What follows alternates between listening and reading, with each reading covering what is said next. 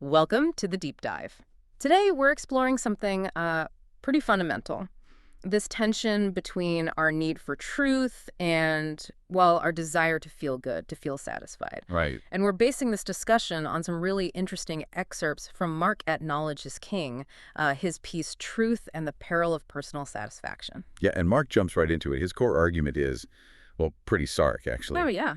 He basically says that the downfall, for people and even whole societies, it happens when that desire for personal satisfaction starts to outweigh the search for truth. Okay. So when feelings become the main driver, decisions get based on what feels comfortable, what feels good, right, and not necessarily what's factually correct or even morally right. Ah, I see. And that, he argues, it distorts reality. Yeah. It leads to a disregard for objective truth. That makes a lot of sense. Yeah. Okay, let's unpack this. How does this actually, play out in real life, in our day-to-day? Well, the source gives some pretty concrete examples. Think about relationships, for instance. It might not be some huge dramatic lie. It could be just avoiding a difficult conversation because, well, it feels awkward or uncomfortable. Yeah, we've all done that. Exactly. Or, telling a small white lie just to avoid some immediate unpleasantness.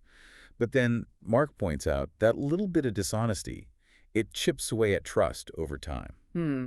So you choose the feeling good now over the truth. Precisely. You prioritize that immediate satisfaction and the connection, it suffers in the long run. And what about on a bigger scale, like societal level? Yeah, he talks about that too, how societies might sort of conveniently overlook systemic problems, maybe focus on immediate economic comfort or national pride instead of confronting some really deep-seated inequalities or uncomfortable historical facts. Because acknowledging them would be uncomfortable. Exactly. It would disrupt that comfortable status quo. And that, Mark says, is how injustice can get sort of baked in, perpetuated. Right. Here's where it gets really interesting for me, though. This idea that seeking truth genuinely requires an open mind, right? A willingness to accept things that might make us uncomfortable. Absolutely. Whereas prioritizing our feelings often involves, justifying what we already believe or what we've done. That's a key point he makes. Choosing feelings over truth, it's presented as a path that ultimately leads towards downfall. He repeats phrases like, downfall creeps in when prioritizing personal satisfaction over the unwavering truth. Wow, creeps in. So it's subtle? Very subtle sometimes. And another one is a downward spiral ensues when feelings are valued more than truth. It's this gradual erosion, not necessarily a sudden collapse that affects our thinking, our integrity. So it's not just about big societal failures, but also how this internal battle, this prioritizing of comfort can actually diminish us individually. Yeah, definitely. Mark isn't just talking about, catastrophic failure. It's more about a gradual decay.